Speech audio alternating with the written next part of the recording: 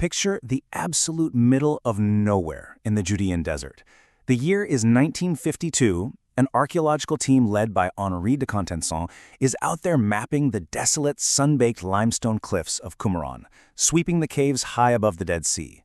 They step into what we now call Cave 3. The air in there is completely suffocating.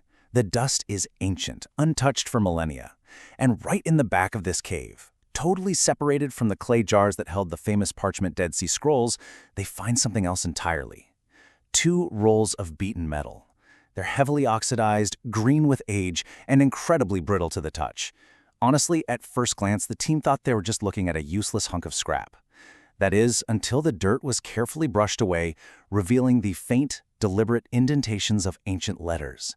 They had just been sitting there, waiting in the dark for nearly 2,000 years. Welcome to Your Dose of Wowness, a Dead Sea Scroll made of copper listing 64 buried treasures. Most are still unfound. Because what we are looking at here is not a religious text, it's not a book of prayer, it is a literal treasure map, and unlocking it was a nightmare. The metal was so brittle from oxidation that it simply could not be unrolled. If they tried, it would have shattered into a million pieces of green dust. So for 3 long years, it sat in a museum, this locked vault of priceless information. Finally, they sent it off to the Manchester College of Technology in England. In 1955, an engineer named Professor H. Wright Baker actually built a customized miniature circular saw just for this. He painstakingly sliced that fragile copper into 23 thin, curved strips. And when they finally laid those strips flat and translated the Hebrew punched into the metal, the entire world of biblical archaeology basically stopped breathing. The contrast we see here perfectly illustrates just how bizarre this anomaly is. On the left, you've got your traditional Dead Sea Scrolls, fragile parchment, animal skin. They contain the oldest known surviving copies of the Hebrew Bible, written by an ascetic, deeply religious desert sect known as the Essenes. They are documents of faith written in literary biblical Hebrew.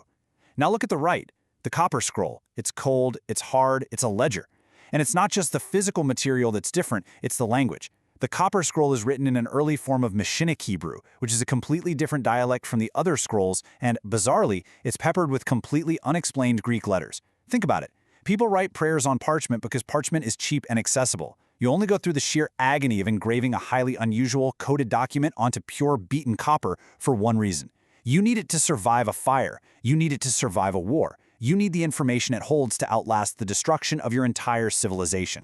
64. That is the exact number of distinct geographical locations detailed in this scroll. 64 hiding places scattered across the ancient landscape of Israel. Just let that sink in for a second.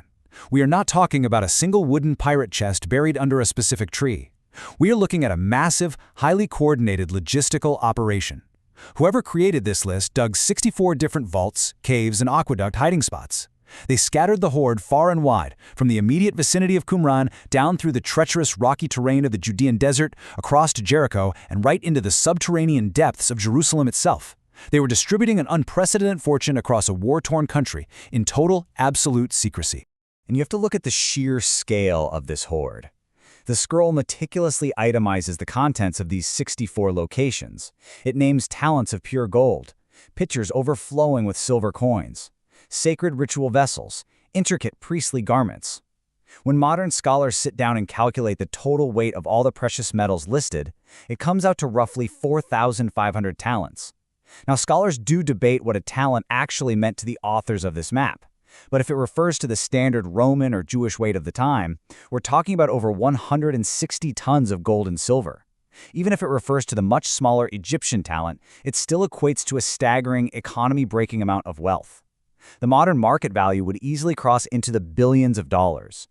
It is literally the wealth of an empire, carefully itemized, broken down, and swallowed by the desert sand. So, why hasn't it been dug up? Well, read this direct translation from the scroll. In the ruin which is in the valley of Achor, under the steps heading eastward, 40 cubits, a strong box of silver and its vessels. Sounds incredibly specific, right? You just walk 40 cubits and start digging. The problem is that these directions rely entirely on local knowledge from the 1st century that is now permanently lost to time. The scroll casually references things like the old washerman's pool, or the courtyard of the peristyle, or the 3rd notch in the olive press. We don't know where the washerman's pool was. We definitely don't know which village had that specific olive press. The map was written by people who knew the landscape inside and out.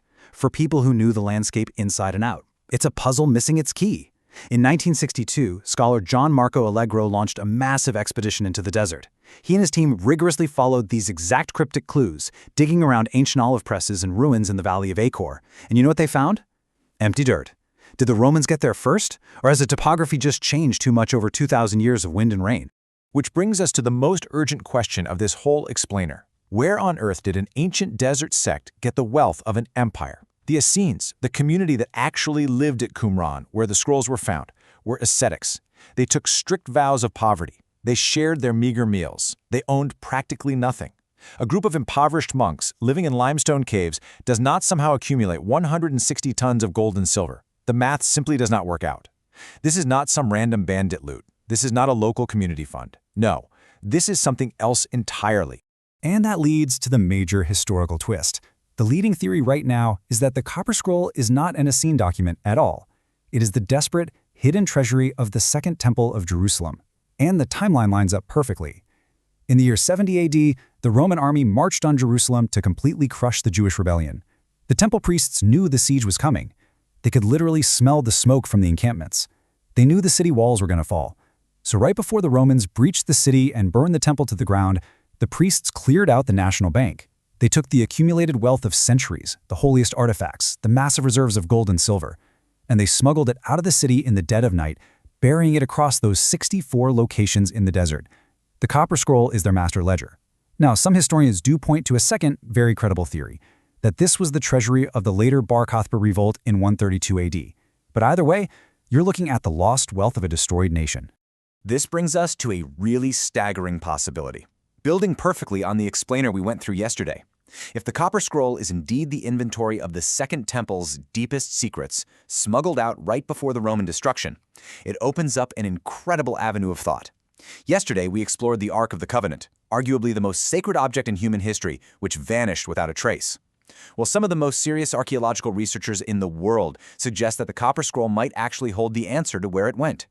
Real-life treasure hunters, like the eccentric Texas preacher Vendell Jones, who, by the way, served as a major inspiration for the character of Indiana Jones, spent decades searching these exact scroll locations. And Jones wasn't just out there looking for gold. He was searching specifically for the Ark of the Covenant and the ashes of the red heifer. If the priests were hiding the temple's ultimate treasures to keep them out of Roman hands, could the Ark be one of the cryptically named items on that copper sheet? Could one of those 64 locations actually hold the box that contained the Ten Commandments? Despite those massive archaeological expeditions, and despite decades of illegal digging by rogue treasure hunters, the vast majority of the Copper Scroll locations have never been found. The treasure remains in the ground. I want you to think about that the next time you see footage of modern Israel. Beneath the newly paved highways, beneath the ancient olive groves, beneath the modern parking lots and the dry desert scrub, thousands of pounds of temple gold are still resting exactly where desperate men buried them 2 millennia ago. The map exists, the gold exists. The connection between them is just hovering right out of reach. That brings us to day 45 on Your Dose of Wowness. We are exactly halfway through this 90-day journey. 45 days of showing up and exploring together, every single day. We've looked at ancient codes that break the mind, drowned cities lost to the ocean, the deepest mysteries of human psychology, and now, the greatest treasure hunts in history. I just want to say thank you for being here for it. We do this, we dig into these lost things, because we need to know the world still has secrets. We need to know that not everything has been found, digitized, and neatly cataloged on a server somewhere. There is still magic left out there in the dark. If you're with me on this, if you feel that same pull, please subscribe to Your Dose of Wowness. We have 45 more days, and we are absolutely not slowing down. Tomorrow is day 46. We're going after the lost library of Ivan the Terrible, a legendary vault of 800 ancient Greek and Roman texts containing knowledge from the ancient world that we thought was burned and lost forever, supposedly buried deep under the sprawling streets of Moscow. It has never been found. The search for it has claimed lives, ruined careers, and shattered sanity. That is tomorrow. I'll see you then.